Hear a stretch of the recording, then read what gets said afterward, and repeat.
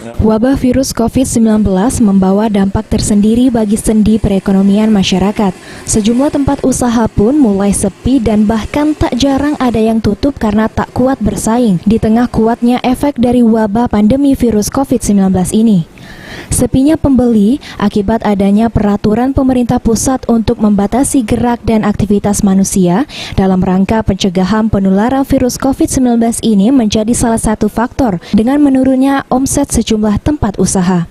Termasuk juga usaha warung pecel lele yang ada di Kota Sekayu. Tampak warung yang berada di sepanjang jalan di kota terlihat sepi tak seperti biasanya. Jika sebelum wabah COVID-19 melanda, para pengunjung datang silih berganti untuk makan malam bersama keluarga dan kerabat. Namun, saat ini suasana terlihat sangat memprihatinkan.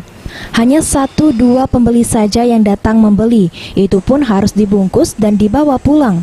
Salah satu pedagang mengaku jika keadaan ini sudah berlangsung selama 1 bulan terakhir. Ia mengeluhkan sepi pembeli yang akibat ada wabah virus COVID-19 ini. Jika biasanya ia bisa mendapatkan omset per hari bisa mencapai Rp700.000 per hari, namun setelah wabah ini melanda, ia mengaku hanya mendapatkan omset Rp100 hingga Rp400.000.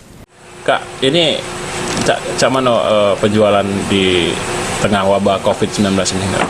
Ini lumayan sepi ya. Sepi.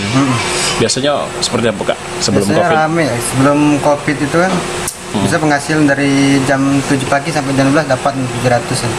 Sekarang paling 100-200 ya. Oh, sekarang?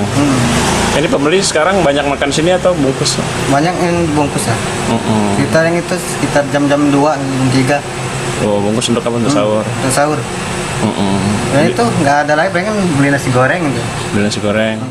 Apri berharap agar keadaan ini segera kembali normal, agar usahanya bisa kembali ramai dan perekonomian masyarakat bisa hidup kembali seperti semula. Ruzi Iskandar, PAL TV.